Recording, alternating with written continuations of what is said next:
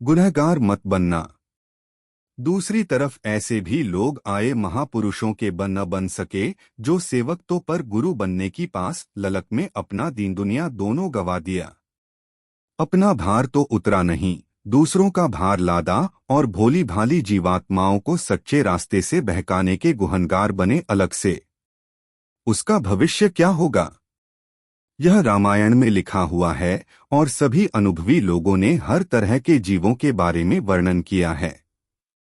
सहजोबाई ने कहा, जो पढ़ी लिखी नहीं थीं, लेकिन आध्यात्मिक विज्ञान की पूरी ज्ञाता थी। उन्होंने कहा कि तार सके नहीं एक को, गहे बहुत की बा। अब तो तुम चाहते हो कि कोई आए। पहले लोगों ने फकीरों और महात्माओं से बड़ा संघर्ष किया, पर अब तो तुम अपने आप में ही संघर्ष बन गए। अब उनसे क्या संघर्ष करोगे? अपने आप से ही निपटो, बड़ी बात है। अब तो तुम चाहते हो कि कोई आए और तुम्हें इन संघर्षों से उबार ले। गिराने वालों से सदा सावधान रहो। मेरे पास कोई भी रहे, एक बात का ध्यान रखो, शिष्य शिष्य ही रहेगा, साधक साधक ही रहेगा, गुरु गुरु ही रहेगा। फिर तुमको भ्रम क्यों हो जाता है? साधक के साथ साधक का व्यवहार करो, सत्संगी के साथ सत्संगी का व्यवहार करो, लेकिन गुरु के बारे में कभी कुछ नहीं कहना। साधक कभी गुरु नहीं हो सकता। जिसका जो स्थान है वह अपनी जगह पर रहेगा। ऐसे लोग सत्संग में घुस आते हैं जो साधकों को, सत्संगियों को बीच में गिरा देते हैं। तुमको यह देखना चाहिए कि उसके आचार व्यवहार गुरु से मेल खाते हैं कि नहीं। मैं शहादत दूंगा, भारत में कितने करोड़ आदमियों की मैं शराब छुड़ा दिया, मांस मछली और अंडे छुड़ा दिया, हड़ताल तोड़फोड़ आंदोलन छुड़ा दिया। एक दिन आ रहा है कि सब लोग महात्माओं की पुकार करने लगेंगे। पिछली बार जो हम रायबरेली में बोलकर गए थे, वे चीजें आपको देखने को मिली। हमारी कोई बात गलत नहीं होगी। जो कुछ भी मैं इस मंच पर बोलकर जाऊं, भविष्य में सभी लोगों को वही बोलना होगा। जिस प्रकार तुम दूसरों का इंसाफ करते हो, उसी प्रकार से मरने के बाद तुम्हारा भी इंसाफ किया जाएगा। जब तुम इस शरीर से निकलकर भगवान की कचहरी में जाओगे, तो तुमसे एक एक बात का जवाब मांगा जाएगा।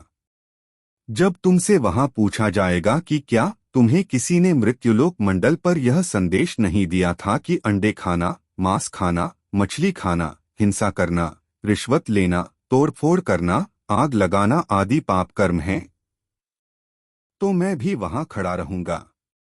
अगर तुमने कह दिया कि मुझे किसी ने नहीं बताया, तो मैं वहां शहादत दूंगा कि मैंने इनको सब कुछ समझाया था। महात्माओं के पास बूटी है। बुढ़े लोगों को सरकार नौकरी से रिटायर कर देती है। घर के बच्चे भी रिटायर कर देते हैं। तो तुम क्या बात करते हो कि बुढ़ौती में भगवान का भजन करेंगे? बुढ़ौती में कुछ मिलने वाला नहीं है। जिन्होंने परमात्मा को पाया, जवानी की अवस्था में पाया, आप यह सोचते हैं कि हम आपसे ज्यादा समझते हैं। इसीलिए स्वर्ग बैकुंठ लोक परलोक की बात आपने छोड़ दी और उसी में डूब गए। फिर ईश्वर चिंतन की बात कैसे हो सकती है? परमार्थ की बात आपकी समझ में क्या आएगी? आप तो यही सोचते हो कि खाओ पियो मौज करो। धर्म कर्म सब पाखंड है।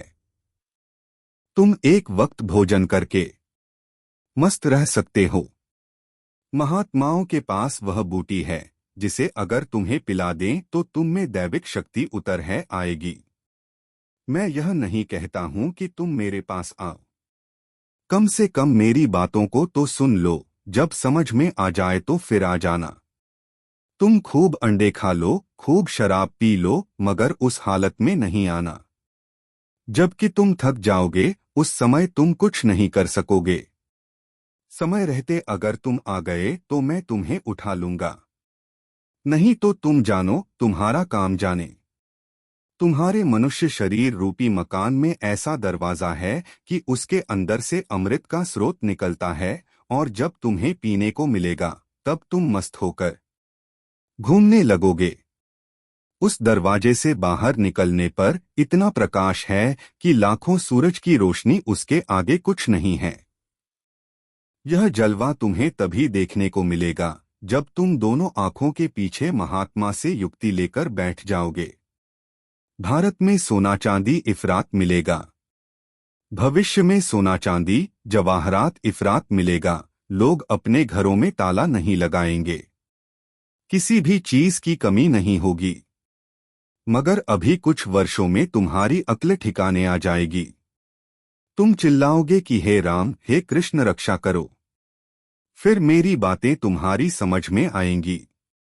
बात न मानने पर महाभारत होता है। परमात्मा की पार्लियामेंट में जब विधान पास होता है तो उन नियमों को महात्मा इस भूमंडल पर उसी प्रकार बताते हैं जिस प्रकार यहाँ की पार्लियामेंट में कानून पास होने पर यहाँ के कर्मचारी बताते हैं। उस परमात्मा ने शक्तियों के समूह को इस पृथ्वी पर उतार दिया है, और ये बच्चे अब मैदान में उतरकर तुमको ठीक कर देंगे। न्याय के तख्त पर बैठकर ये बच्चे अपने माँ बाप को भी माफ नहीं करेंगे। आने वाला वह शासक बुरों के लिए बहुत बुरा और अच्छों के लिए उतना ही अच्छा सहृदय होगा। राम के आने से 10,000 वर्ष पूर्व वाल्मीकि ने राम का पूरा इतिहास बता दिया था। कृष्ण के आने के पहले भी ऋषियों और मुनियों ने कृष्ण के आने की सूचना दे दी थी, किंतु कंस ने बात न मानी और अपने बहन और बहनोई को ही जेल में बंद कर दिया। उनके बच्चों को मारने का जघन्य पाप अपने सिर पर लिया। किंतु क्या कृष्ण का आना रुक सका? यह सोचने की बात है। तुम कृष्ण की बात नहीं मानोगे तो महाभारत अवश्य होगा। कौरवों ने भी कहा था कि सुई की नोक के बराबर भी जमीन नहीं देंगे। महात्माओं की बात न मानने से तुम्हारा विनाश हो जाएगा, और यदि मान लोगे तो बच जाओगे। भारी संख्या में नरसंहार होगा। भविष्य में बड़े बड़े युद्ध होंगे। इजरायल और अरब में आपसी युद्ध होगा। अरब का अधिकांश भाग इजरायल के अधिकार में हो जाएगा। अरब में भी कुछ भागों पर भारत का अधिकार होगा। पूर्व का पाकिस्तान समाप्त हो गया, अब पश्चिम का भी पाकिस्तान समाप्त हो जाएगा। मैंने पहले ही कहा था कि पाकिस्तान नाम का कोई देश नहीं रहेगा। मुसलमानी राष्ट्रों में आपसी युद्ध होगा। सभी मुसलमानी राष्ट्र आपस में लड़कर समाप्त हो जाएंगे। संसार में मुसलमानों की संख्या सब जातियों से कम रह जाएगी। बचे हुए मुसलमान भी धार्मिक होंगे। सभी छोटे छोटे देश टूटकर बड़े राष्ट्रों में मिल जाएंगे। विश्व के अधिकांश देशों में आपसी लड़ाई होगी। भारी संख्या में नरसंहार होगा। चाम नहीं काम प्यारा। जब तुम भजन करोगे तभी तो यह जीवात्मा जड़ता से निकलेगी। भजन नहीं करोगे तो कैसे निकलेगी? घर में सब एक दूसरे को जवाब देते हैं। चाम नहीं काम प्यारा होता है। चाम नहीं साधना प्यारी होती है। भजन प्यारा होता है। मेहनत करो। तुम भी करो, हम भी करें। दोनों को मेहनत करनी है। लाश उठाने वाले नहीं मिलेंगे। राम कृष्ण की धरती से शराब और मांस की दुकानें बंद नहीं की गई तो ऐसा समय आएगा कि लाशों को उठाने वाले नहीं मिलेंगे।